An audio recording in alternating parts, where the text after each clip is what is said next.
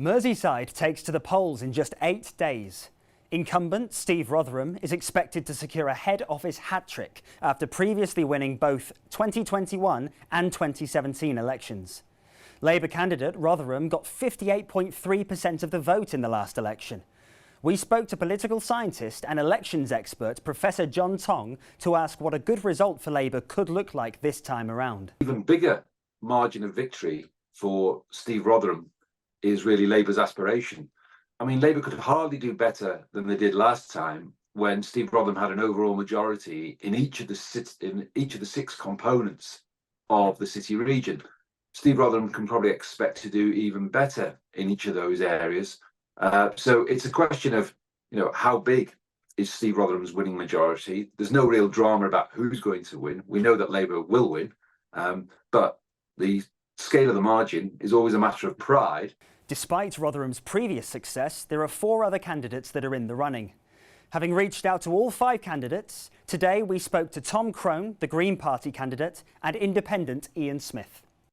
Look, as a Green, I'm absolutely passionate about the environment, but I do know that we cannot fix the environment if we don't, bring people with us, if we don't make our communities fairer, safer, better places. So my vision is for Liverpool City region to be a fairer, greener city region and one of the best places in the world to live. I'd like to see people taking real pride, people feeling safe and happy to go outdoors, for their children to play outdoors.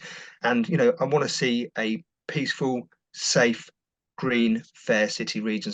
Any solution that comes to my table that generates electricity, I'll say green and clean, I will listen to, but that produced energy has to benefit the residents and the consumers of the cities and the areas first before it leaves that area. Now that can only happen on a decentralised, autonomous basis. Turnout in local elections is usually much lower than in general elections. In the 2021 election, less than 30% of Merseyside residents had their say. We asked Professor John Tong why turnout tends to be so low. I realise again the importance of local councils who will deliver, really essential services, welfare services to people, but I don't think people always make the connection. I mean, at best, only 1 in 3 people will turn out at a local or mayoral election, whereas 2 in 3 will turn out for a general election. It's a depressing statistic, but I don't see it altering anytime soon. These will be the first local elections in Merseyside where voters will be required to show photo ID.